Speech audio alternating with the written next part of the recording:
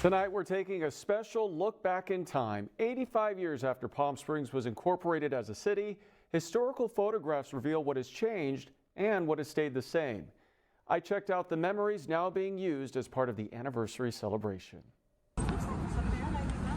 Inside the Wellwood Murray Memorial Library, we are the keepers of the history of Palm Springs. Renee Brown and the Historical Society work passionately to preserve the past. We have just an accumulation. These are documents, these are city documents and historic resources surveys. From decades-old newspapers and magazines to blueprints to a variety of city records, the nonprofit gives everyone access to a treasure trove of memories.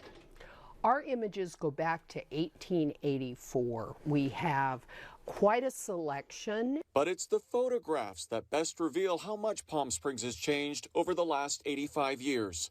In 1938, long after becoming a playground for Hollywood stars, the time arrived for the growing village of Palm Springs to become a real city.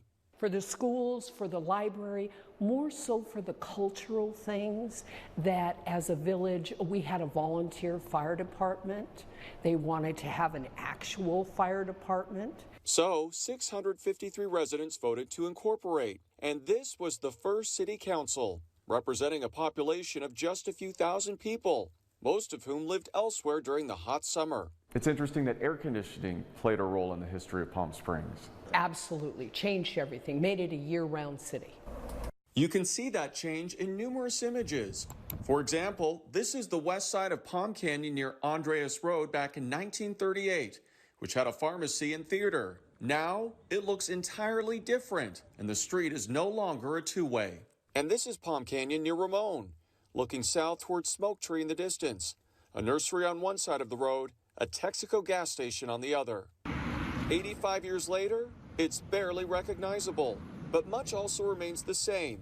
This is the El Mirador Hotel, built in 1928 at a cost of $1 million. Notice the Olympic-sized swimming pool. And here it is now. The pool and hotel are gone, but the tower remains a Palm Springs landmark at Desert Regional Medical Center. This is a department store on Palm Canyon near what is now Museum Way.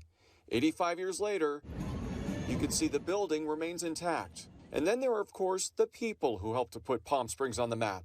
Celebrities like Bob Hope, Frank Sinatra, and Lucille Ball, all of whom had homes here. What do you think the people back in 1938 would say about how Palm Springs is today? I think they'd be really upset about the traffic, and I think they would be really upset about the way our streets weren't really thought out and how that affects us today. The city plans to display several of the historical photographs as part of its upcoming 85th anniversary celebration. The theme is cruising through the years, so we'll be doing photographic exhibition near the Maryland sculpture from 1938 to the current day, cruising through the years of Palm Springs and all of the amazing history we have. And a history that Renee Brown and the Historical Society are proud to protect and honor. Our mission is to keep the history of Palm Springs alive. The Palm Springs Historical Society invites everyone to stop by its two museums and research center. Admission is free. And our coverage leading up to the 85th anniversary celebration in Palm Springs continues all week. Friday at 6, Karen will share reflections from a number of the city's former and the current mayors.